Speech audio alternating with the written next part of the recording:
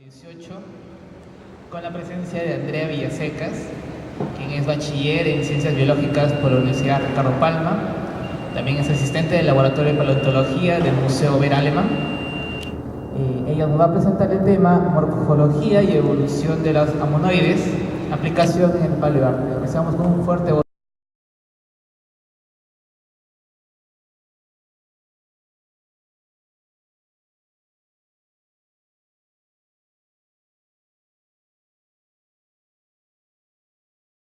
Paleoarte, al Ministerio de Cultura y a la Universidad Ricardo Palma que hicieron posible este evento. Y bueno, como ya me presentaron, hoy día voy a venir a hablar de los amonites, en realidad los amonoides.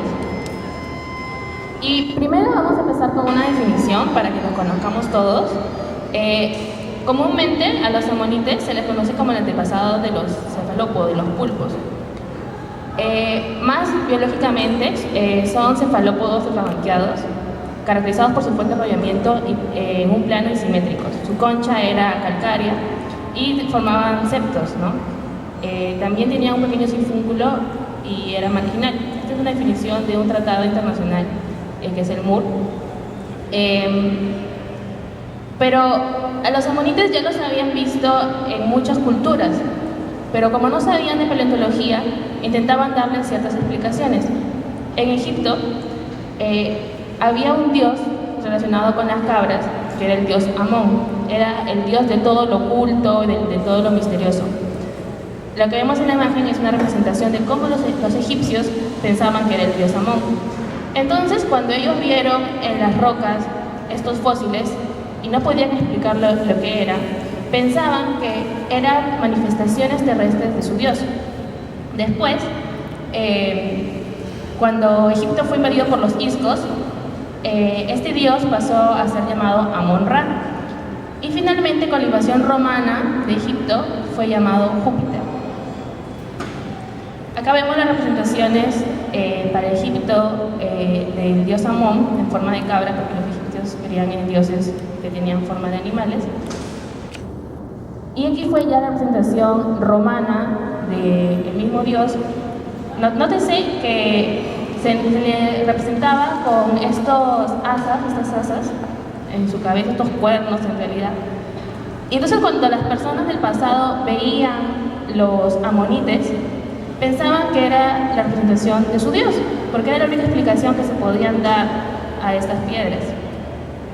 Fue el primer reporte escrito que se tiene fue por Plinio, el romano, que escribió que el cuerno de Amón, por su color dorado, estaba situado entre las piedras más preciosas y sagradas de Etiopía. Ellos seguían creyendo de que era de algo sobrenatural y que los favorecía con esas representaciones.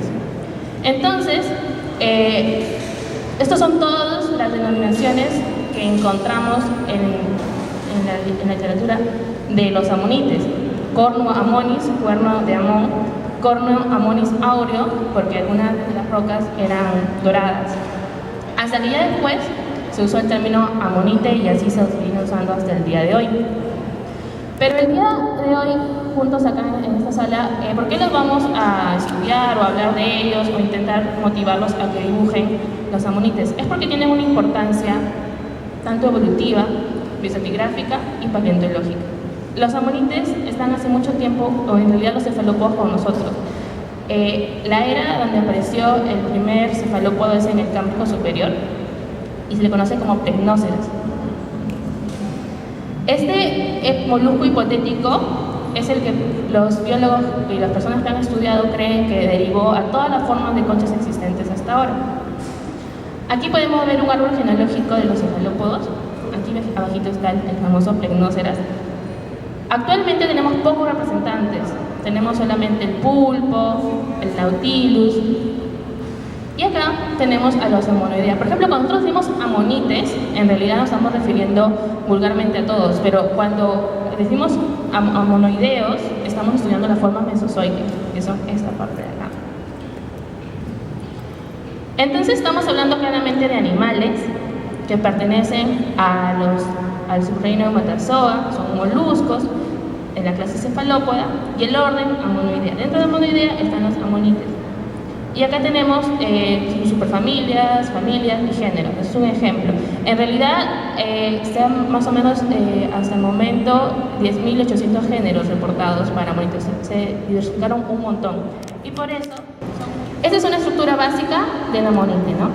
Tenemos la quilla, acá le voy a enseñarla con el puntero, el ombligo, el septo.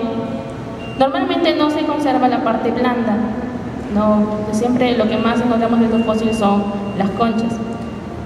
Pero tenemos mandíbula, tentáculo y el apticus, que vamos también a verlo ahorita a grosso modo. Y esta flecha que ven acá, es el centro de gravedad. También a los amonites, cuando se los estudia, se les mide a la concha el diámetro, la distancia del ombligo al vientre, el ancho. Estas son medidas morfométricas que los biólogos intentamos entender o buscamos en los amonites. Pero el animalito en sí vivía en la última cámara, acá. Con las medidas que les expliqué anteriormente, se puede ver la gran diversidad de conchas. Algunas son involutas, otras son semi-evolutas, otras son evolutas o semi-evolutas. Hay diferentes diversidad en la forma de las conchas. Y no solo en la forma de las conchas, sino en la ornamentación. A la derecha vemos que algunas costillas se inclinan hacia atrás, otras van rectas. Algunos tienen muchas costillas, otros tienen pocas costillas. Algunas costillas se bifurcan, algunas son intercaladas, solo llegan hacia la mitad. Y la forma de la costilla también es muy diversa. Algunas son cóncavas, algunas son falcadas, como en forma de hoz. Y es tan diverso que en realidad la amonite que yo estoy estudiando para mi licenciatura ni siquiera se encuentra acá. O sea, el amonite que yo estoy estudiando, la forma de la costilla empieza con una inclinación hacia atrás y después ya se inclina hacia adelante, o sea, no figura acá. Pero eso es más o menos, a grosso modo, una idea de la forma de la costilla. Pero no solamente tienen costillas, sino también tienen nudos, tubérculos. Y también es importante recalcar de que aún no existe en español una diferencia entre tubérculo, nudo, protuberancia. Muchas veces en la literatura se les usa sin especificar si es que el nudo mide un poco más. Algunos autores sí lo han intentado definir acá en Perú, como Pedro, que hace un glosario en su tesis de licenciatura, pero no hay un consenso de que en cuál momento va a ser protuberancia o cuándo va a ser nudo. Y estos nudos también son muy característicos, caracterizan a familias, a géneros, y acá se ve claramente la diferencia, ¿no? Este tiene 2 nudos, este tiene uno nada más, y algunos ya tienen formas muy exageradas, por decirlo de algún modo, como espinas, por ponerlo así. Y lo que a veces me han preguntado las personas que les gusta dibujar es cómo saber si estas protuberancias eran más grandes o más chiquitas, o porque realmente hay representaciones que exageran y las ponen como si fueran así punks, no sé cómo explicarlo, pero realmente no se puede saber si es que eran como los cuernos de la vaca, porque los cuernos de vaca son vacíos, ¿no? Entonces yo no sé si acá había algo que los recubría y les daba mayor tamaño o si eran así. Realmente hay que también leer el proceso de fosilización de la zona, porque no todos los amonites se fosilizan igual. Nosotros vemos acá estos ejemplares que les he puesto muy bonitos, casi 3D con ancho, pero en la vida real los amonites con los que a veces uno se encuentra no tienen todas estas medidas, no tienen ancho, algunos son planos. Entonces, yo siempre recomiendo que cuando quieren dibujar este tipo de amonites, se guíen del fósil y si pueden, revisen más o menos cómo sería el proceso de fosilización. Ahora, también hay suturas. ¿A quién no le encantaría encontrar suturas en un amonite? Porque así, entre comillas, es más fácil saber qué especie es. Y por las suturas, muchos estudios ya se han dado y se sabe a qué época pertenecía y de los tipos de sutura. Pero en la vida real también, cuando tú encuentras fósiles, muchas veces no tienen sutura. En realidad los amonites de Lima no tienen sutura. Y el estudio se hace más en la forma, como les expliqué, de medir el diámetro de ver la forma de la concha, la forma de las costillas. Estas suturas variaban mucho entre especies. Este es, por ejemplo, un amonite que no solamente tiene suturas, sino también tiene nudos. Entonces, porque yo digo, puede ser que exista, puede ser que no, pero hay amonites que tienen todo, tienen sutura, tienen costilla, tienen nudos, entonces es muy, muy variante. Este es otro ejemplo. Acá se notan muy claro las suturas. Pero no todos los amonites, como hemos visto, eran enrollados. Tenemos amonites desenrollados. El género Leptoceras, que se encuentra también acá en Lima.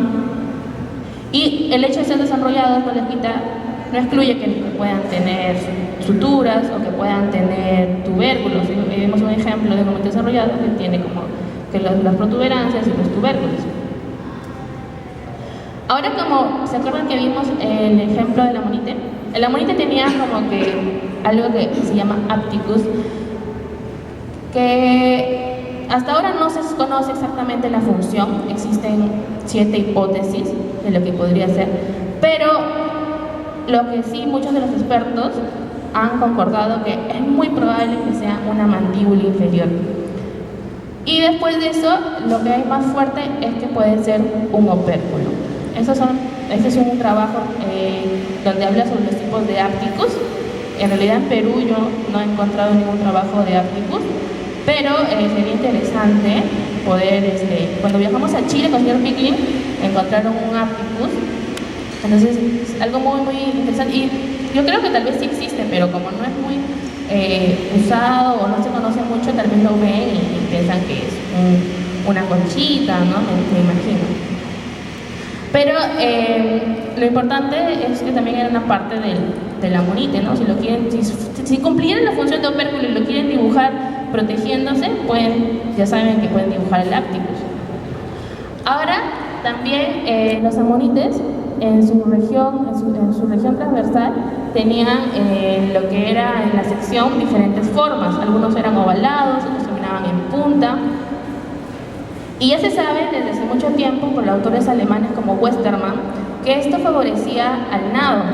Westermann fue el primero que postuló y desde ahí se ha usado que los amonites de ambientes más profundos presentan ese tipo de cortes y los amonites de ambientes más someros presentan esas secciones transversales.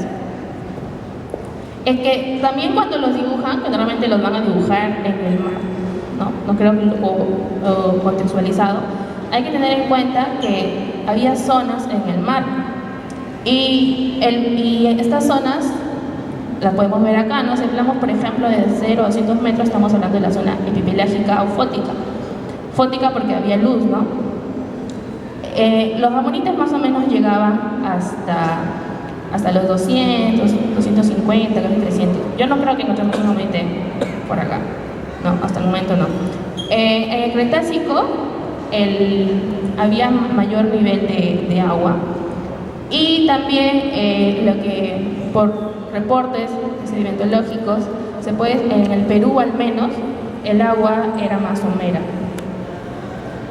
Entonces hay que tener en cuenta para cuando lo dibujamos contextualizados en qué zona lo estamos dibujando, dependiendo de la especie. Si lo vamos a dibujar en una zona eufótica, afótica, que es sin luz, disfótica, entonces más o menos, hay nombres raros, pero más o menos es una idea de en qué lugar lo vamos a dibujar.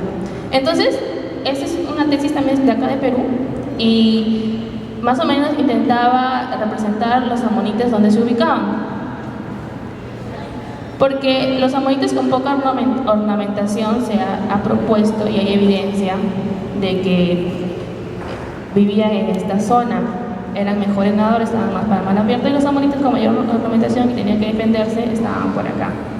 Como les digo, más o menos llegaban hasta 250 y por eso son buenos indicadores de batimetría.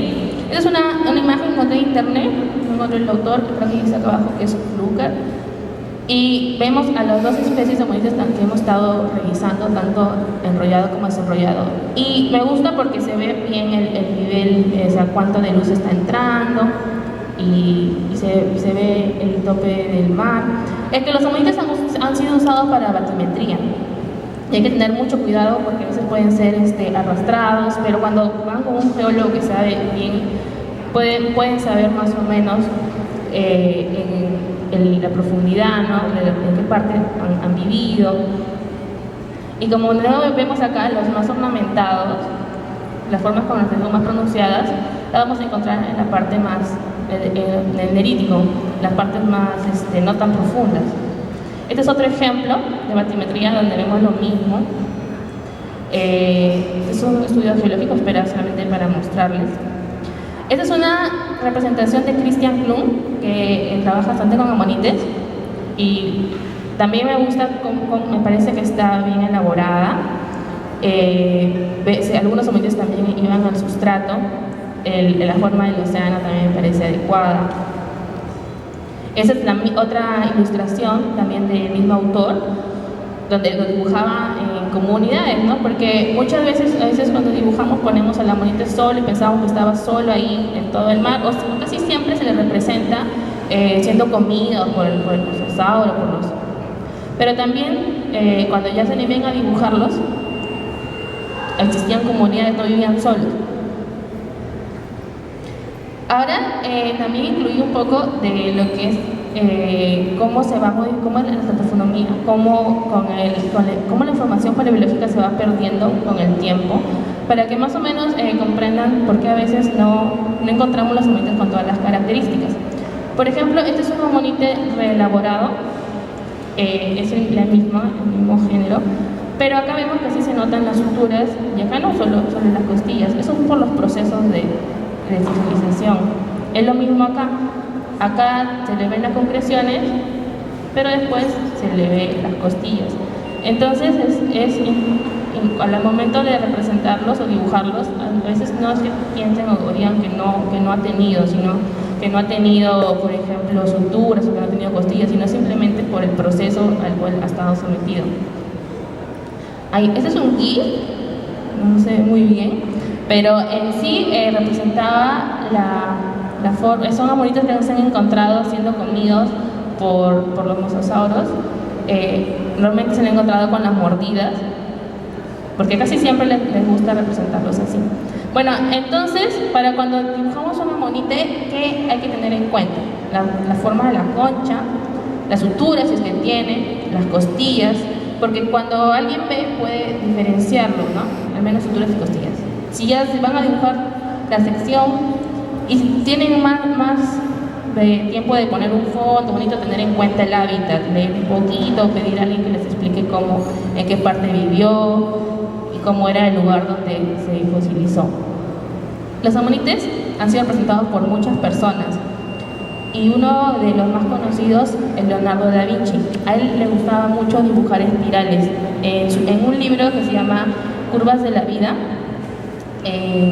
se vio que él dibujaba, esos son de los manuscritos de Leonardo da Vinci. En la imagen A, él estudiaba las espirales y dibujaba no solo espirales de amonites de la zona por donde él vivía, sino también dibujaba espirales de agua, parece que le gustaba, y hace varias mujeres donde el peinado esa sleda y le pone el cabello así enroscado como amonites. Después puse a revisar más dibujos en internet. Entonces este también me parece una buena representación de un amonite. Tiene los tubérculos, está proporcionado, se puede saber si es evoluto o involuto. Otro artista muy reconocido a nivel internacional que dibuja bastante los amonites es Mark Whitton, y es interesante que él les pone color, porque sí algunos fósiles han encontrado con color, lo vamos a ver más adelante, y los pone haciendo cosas rutinarias, ¿no? Porque también se los puede dibujar así, socializando, entre comillas, no siempre como presas. Este es otro dibujo de Mark Whitton y me llama mucho la atención que también diferencia mucho la forma de las conchas. Acá la pone bien más plana, acá le da más nivel, porque algunos amonites presentan más nivel en lo que es el hombro umbilical entre cada vuelta. Entonces me parece que lo representa muy bien.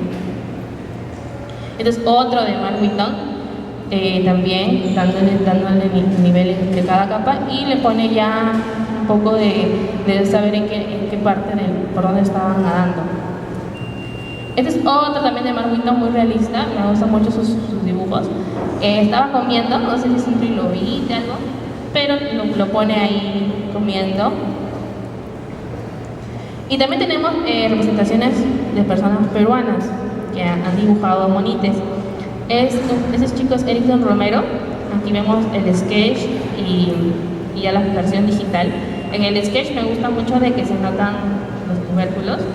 Ya la versión digital se pierde un poco, pero lo que también me gusta mucho de este dibujo de Erickson es que pone cómo está filtrando la luz. En realidad él quería representar especies peruanas, y cuando yo hablé con él, era supuestamente una especie del morro solar. Entonces me parece que para ser la primera vez que lo dibujaba lo hacía bien. Pero hizo otro más, y lo que me gusta de es que le pone las suturas. Y las hace muy bien. Como hemos visto, el tipo de suturas las pone. Pero lo pone nadando de una forma inapropiada. ¿Y cómo debería ser la forma apropiada? A ver si se corre bien este GIF. Para saber cómo nadar un amonite tenemos que tener en cuenta lo que es el peso del animalito, que es verde. El animalito vivía en la última cámara de habitación, entonces eso pesa. Después tenemos el peso de flotabilidad y el centro de gravedad. Entonces, depende de la forma de la concha, el peso de flotabilidad y el centro de gravedad, que nosotros podemos saber cómo nadaba un amonite. Vamos a esperar que pase el GIF. Ahí está, ese es el centro de flotabilidad, dependiendo del tipo de concha. Pero siempre el centro de flotabilidad y el centro de gravedad lo van a poner en una misma línea. Esa es la primera imagen que les mostré. Se veía era la línea negra que estaba atravesando la monita. Entonces, ya fue propuesto también hace mucho tiempo por Truman la forma en que los amonites tenían su centro de gravedad, dependiendo de las conchas. Esto ya está probado incluso matemáticamente, así que solamente lo pueden revisar y más o menos ver para dónde nadaba o cómo nadaba. Incluso hasta hay supuestos de cómo el amonite podía voltear. Ahora tenemos a Milton Exelmes, que hace muy buenas presentaciones de amonites, a mí me parece muy bueno. Les pone incluso ventosas y los ambienta persiguiendo trilobites. A mí me parece que las presentaciones están muy bien. Pero hay que más o menos, lo que justo le mencioné de las ventosas, hay que más o menos conocer la diferencia entre un tentáculo y un brazo. El tentáculo mayormente tiene las ventosas y tiene como que una forma de hojita. Los nautilus, que son los representantes actuales de este género, de todo este grupo, no tienen brazos, tienen 90 tentáculos. Entonces varía mucho con las especies, más o menos para tenerlo en cuenta. Por ejemplo, Andrew Achin dibujó estos amonites y se nota muy bien la diferencia, que en artistas anteriores algunos no hacen las diferencias entre los brazos y los tentáculos. Y también lo interesante de esta reconstrucción es que se trabajó con fósiles que habían preservado el color. Estos autores, Royal McLarson, han hecho una recopilación de todos los fósiles de amonites que preservan color. Algunos ya fueron reportados en 1996 y otros son nuevos.